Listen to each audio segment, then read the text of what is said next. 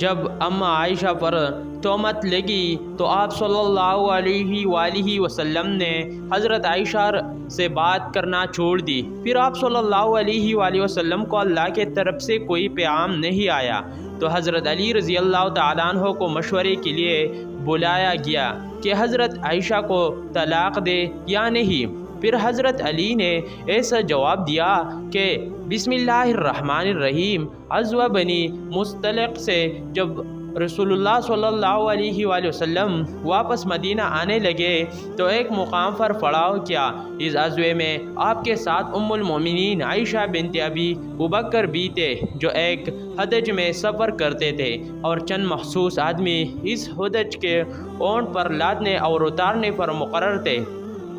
حضرت عائشہ لشکر کے روانگی سے کچھ پہلے لشکر سے باہر رفع حاصل کے لیے تشریف لے گئی۔ جب واپس ہوئی تو دیکھا کہ ان کے گلی کا ہار کہیں ٹوٹ کر گر گیا ہے۔ وہ دوبارہ اظہار کی تلاش میں لشکر سے باہر چلے گئی اور واپس آنے میں کچھ دیر لگ گئی اور لشکر روانہ ہو گیا۔ آپ کا ہودج لادنے والوں نے خیال کیا کہ آپ اندر تشریف فرما ہے، کیونکہ آپ کی عمر مبارک اتنی زیادہ نہ تھی تو وزن محسوس نہیں ہوتا۔ انہوں نے ہودج لاد دیا اور پورا قافلہ منزل سروان نہ ہو گیا۔ آپ منزل پر واپس آئے تو کوئی آدمی موجود نہیں تھا۔ تنہائی اور اندھیرے رات سے سخت گھبراہے اور اکیلا سفر کرنا بھی مشکل تھا، اس لیے آپ یہ سوچ کر لیٹ گئے کہ جب اگلے منزل پر مجھے نہ پائیں گے تو میرے تلاش میں ضرور یہاں آئیں گے۔ آپ لیٹے لیٹے سو گئے۔ ایک صحابی صفوان بن معطل ہمیشہ لشکر کے پیچھے اس خیال سے چلا کرتے تھے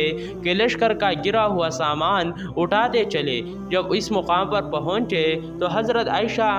رضی اللہ تعالیٰ کو دیکھا کہ ان کے آپ آیات پردہ سے پہلے ام المومنین کو دیکھ چکے تھے تو پہچان گئی اور انہیں مردہ سمجھ کر ان للہ و انا الیہ راجعون پڑھا۔ اس آواز سے حضرت عائشہ جاگ اٹھے تو حضرت صفوان نے اپنے اونٹ کو ان کے قریب جا کر بٹھا دیا، جس پر آپ بغیر کوئی بات کیے سوار ہو گئے اور حضرت صفوان نے اونٹ کے مہار پکڑ کر پیدل چلتے ہوئی اگلے منزل پر حضور صلی اللہ علیہ وآلہ وسلم کے پاس پہنچ گئے۔ منافقوں کے سردار عبداللہ بن ابی نے اس واقعے کو حضرت عائشہ پر تہمت لگانے کا ذریعہ بنا لیا اور ہوب اسلام مت کا چرچا کیا، اور مدینہ میں اس منافق نے اس شرمناک تہمت کو اس قدر اچھالا اور اتنا شور و علمت ضائع کہ مدینے میں ہر طرف اس خطرہ اور تہمت کا چرچا ہونے لگا، اور بعضی مسلمان مثلاً حسان بن ثابت، مصطح بن عصام اور حمنہ بنت جہاز نے بھی اس تہمت کو پھیلانے میں کچھ حصہ لیا۔ حضور اقدس صلی اللہ علیہ وآلہ وسلم کو اس شرانگیز تہمت سے بے حد رنج و صدمہ پہنچا۔ اس موقع پر عبداللہ ابن ابی نے کئی مقاصد حاصل کرنے کی کوشش کی۔ ایک طرف رسول اللہ صلی اللہ علیہ وآلہ وسلم اور ابو بکر صدیق کے عظمت پر حملہ کیا، دوسری طرف اس نے اسلامی تحریک کے بلند اخلاق کو گرانے کی کوشش کی، تیسری طرف اس نے ایک چنگاری پھینکی کہ اگر اسلام اپنے پیروکاروں کے گایا پلٹ نہ کر چکا ہوتا تو مہاجرین اور انصار اس میں لڑتے پلٹے، کیونکہ حضرت عائشہ رضی اللہ عنہ کے حوالے سے جس شخص پر الزام لگ رہا تھا، یعنی صفوان بن معطل کا تعلق قبیلہ حضر سے تھا۔ حضور نبی کریم صلی اللہ علیہ وآلہ وسلم کو عائشہ صدیق رضی اللہ تعالیٰ کے پاک دامنی پر پورا یقین تھا، لیکن چونکہ بیوی کا معاملہ تھا اس لیے اپنے طرف برات کا اعلان کرنے کے بجائے وحی اللہ کا انتظار فرمانے لگے، اور اس درمیان میں اپنے مخلص اصحاب سے مشورہ کرنے لگے۔ حضرت عمر فاروق نے عرض کیا، یا رسول اللہ، منافق یقیناً جھوٹی ہے، اس لیے کہ جب اللہ تعالیٰ کو یہ گوارا نہیں کہ آپ کی جسم اطہار پر ایک مکھی بھی بیٹھ جائے کہ ان کے مکھی نجاستوں پر بیٹھتی ہے، تو بلا جو عورت ایسے برائی کے مرتکب ہو خداوندی قدوس کب اور کیسے برداشت فرمائے گا کہ وہ آپ کے زوسید میں رہ سکے۔ حضرت عثمان بن عفان نے کہا کہ یا رسول اللہ صلی اللہ علیہ وآلہ وسلم، جب اللہ تعالیٰ آپ کے سائے کو زمین پر نہیں پڑھنے دیا تاکہ کسی کا پاؤں نہ پڑ سکے، تو بلا اس معبود پر ہر حق کے غیرت کب گوارا کرے گی کہ کوئی انسان آپ کے زوجہ محترم کے ساتھ ایسے قباحت کا مرتکب ہو۔ حضرت علی بن ابی طالب نے یہ گزارش کی کہ یا رسول اللہ صلی اللہ علیہ وآلہ وسلم، ایک مرتبہ آپ کے نعلین مبارک میں نجاست لگ گئی تھی تو اللہ تعالیٰ نے جبرائیل کو بھیج کر آپ کو خبر دی کہ آپ نعلین اقدس اتار دیں۔ اس لیے بی بی عائشہ معاذ اللہ اگر ایسے ہوتے تو ضرور اللہ تعالیٰ آپ پر وحی نازل فرما دیتا کہ آپ ان کو زوجیت سے نکال دے۔ حضرت ابو ایوب انصاری نے جب اس تہمت کی خبر سنی تو انہوں نے اپنی بیوی سے کہا کہ اے بیوی، سچ بتا، اگر صفوان بن معطل کے جگہ میں ہوتا تو کیا تو یہ گمان کر سکتی ہے کہ میں حضور کے خانم پاک کے ساتھ ایسا کرتا تھا؟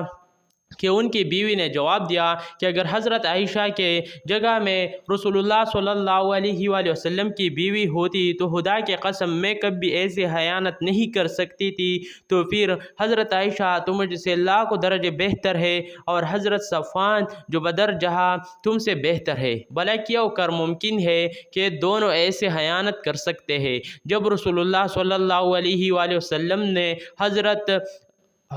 ہریرہ جو حضرت عائشہ کے لاتے اس سے سوال کیا تو انہوں نے عرض کی کیا رسول اللہ صلی اللہ علیہ وآلہ وسلم، اس ذات پاک کی قسم جس نے آپ کو رسول اللہ برحق بنا کر بھیجا ہے کہ میں نے بی بی عائشہ میں کوئی غیب نہیں دیکھا، ہاں اتنی بات ضرور ہے کہ وہ ابھی کم سن ہے، وہ گوندا ہوا اٹھا چھوڑ کر سو جاتی ہے اور بکرے آ کر کاٹ ڈالتی ہے۔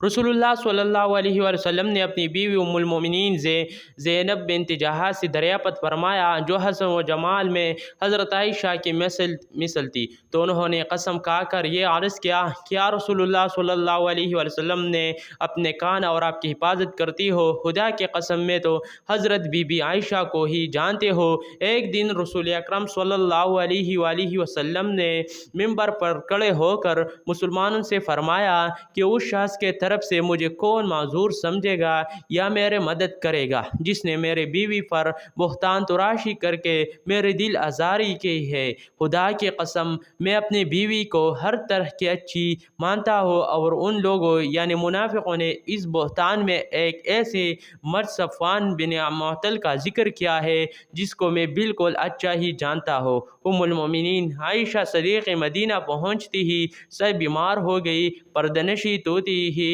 صاحب پراش ہو گئی، انہیں اس تہمت تراشی کے بالکل خبر ہی نہیں ہوئی۔ جب آپ کو مرض سے کچھ صحت ہوئی تو ایک رات صحابیہ کے ساتھ رفع حاجت کے لیے صحرا میں تشریف لے گئی تو ان کے زبانی آپ نے اس دلہراش اور روح پرسا خبر کو سنا جس نے انہیں بڑا دھچکا لگا اور شدت رنج و غم سے نرال ہو گئی۔ چنانچہ آپ کی بیماری میں مزید اضافہ ہو گیا اور دن رات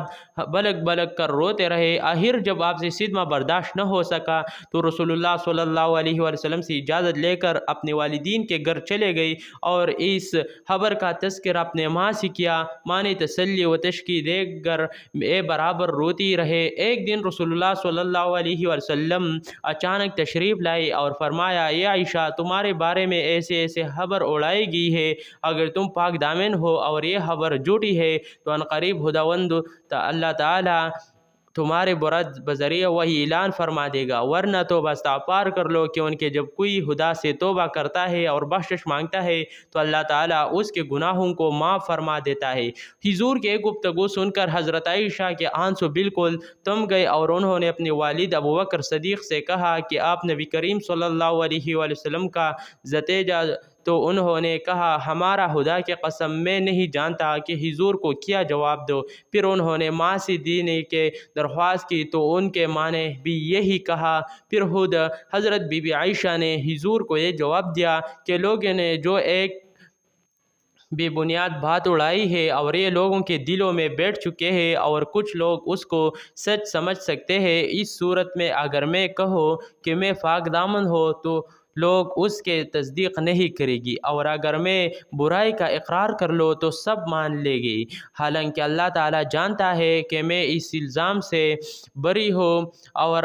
پاک دامن ہو۔ عزت میری مثال حضرت یوسف کے پاک حضرت یعقوب علیہ السلام جیسے ہے، لہٰذا میں وہی کہتے ہو جو انہوں نے کہا تھا، یعنی فسٹ بالجمیل واللہ مستان۔ یہ کہتی ہوئی انہوں نے کروڑ بدل کر منہ پھیر لیا اور کہا، اللہ تعالیٰ جانتا ہے کہ میں اس تہمت سے بری ہے اور پاک دامن ہو، اور مجھے یقین ہے کہ اللہ تعالیٰ ضرور میرے بار کا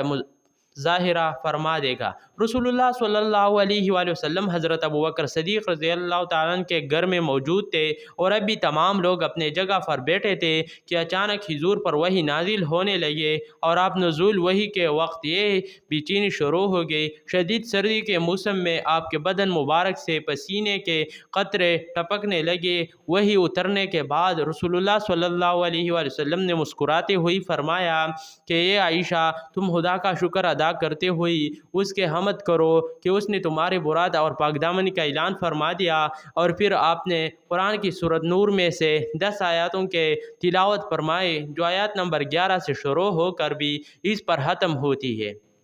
ان آیات کے نزول کے بعد منافقوں کا منہ کالا ہو گیا اور ام المومنین عائشہ کے پاک دامنی کا آفتاب اپنے پورے آب کے ساتھ اس طرح چمک اٹھائے کہ قیامت تک آنے والے مسلمانوں کے دلوں کے دنیا میں نور ایمان سے اجالا ہو گیا۔ حضور صلی اللہ علیہ وآلہ وسلم نے مسجد نبوی میں ایک خطبہ ارشاد فرمایا اور اس کے بعد سورہ نور کے آیات تلاوت فرما کر مجھے عام سنا دی، اور تہمت لگانے والوں میں سے حضرت حسین بن ثابت، مس بن اسامہ، حملہ بنت جاحش اور رئیس المنافقین عبداللہ بن ابی، ان ساروں کو حد دیکھ کر سب کے سزا میں 80 درہے یعنی کوڑے مارے گئے۔ حضرت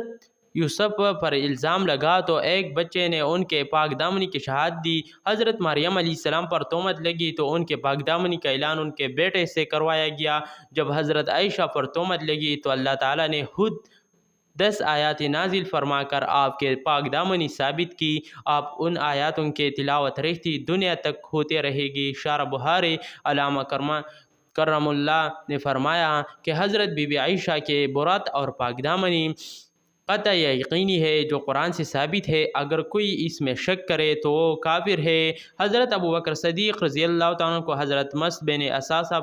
پر بڑا غصہ آیا۔ یہ آپ کے حالیازاد بھائی تھے اور بچپن میں ہی ان کے والد وفات پا گئے تھے، تو ابوبکر صدیق نے ان کے پرورش بھی کی تھی اور ان کے مفلسی کی وجہ سے ہمیشہ آپ ان کے مالی امداد فرماتے رہتے، مگر اس کے باوجود حضرت مس بن اساسہ نے بھی اس دعوت تراشی اور اس کا چرچا کرنے میں کچھ حصہ لیا تھا۔ اس وجہ سے ابوبکر صدیق نے اس سے میں پھر کر یہ قسم کھالی کہ آپ میں مس بن اساسہ کبھی بھی کوئی مالی امداد نہیں کروں گا۔ اس موقع پر اللہ تعالیٰ نے یہ آیات نازل فرمائی کہ اور قسم نہ کھائے جو تم میں فضیلت والے اور گنجائش والے ہیں، قرابت والوں اور مسکینوں اور اللہ تعالیٰ کے راہ میں ہجرت کرنے والوں کو دینے کے، اور چاہیے کہ معاف دینے کے، اور چاہے کہ معاف کرے اور درگزر کرے۔ کیا تم اس سے پسند نہیں کرتے کہ اللہ تعالیٰ تمہاری بخشش کرے، اور اللہ بہت بخشنے والا اور بڑا مہربان ہے۔ اس آیات کو سن کر ابوبکر صدیق نے اپنے قسم توڑ ڈالی اور پھر مس بن اساتذہ کا خرچہ بستور سابق عطا فرمانے لگے۔ امامہ کا یہ نظریہ ہے کہ تمام انبیاء کی بیویاں پاک دامن ہوتی ہے، کبھی ان کا دامن اس گناہ کے آلودگی سے داغدار نہیں ہو سکتا، وہ کافر ہو سکتی ہے، جیسے نوح اور لوط کے بیویاں تھے کہ ان کے کفر لوگوں کو کبھی نبی سے متنفر نہیں کر سکتا، مگر ان کا دامن عفت سے اس معاشرت غیب سے غیبدار نہیں ہو سکتا کہ ان کے یہ بات شان نبوت کے سے سراسر منافی ہے کہ ان کے گھر وہ کوئی فاحشہ عورت ہو اور وہ اس سے برداشت کرے کہ ان کے یہ لوگ کو نبی سے متنفر کرتی ہے۔ چنانچہ ابن عباس سے مروی ہے کہ کبھی کسی نبی کے بیوی نے بدکاری نہیں کی، لہٰذا نبی کا ہر ایس ایف سے مرزا ہونا ضروری ہے جو اس سے لوگوں کے نفرت کا باعث ہوا۔ اگر شایان علی کو اس ام المؤمنین سے کوئی اصول اختلاف ہے تو باز علی اور ان سے جنگ کرنے اور بے قصور مسلمانوں کو قتل کرانے کی وجہ سے ہے، ورنہ کوئی شیعہ مسلمان کسی حالات میں بھی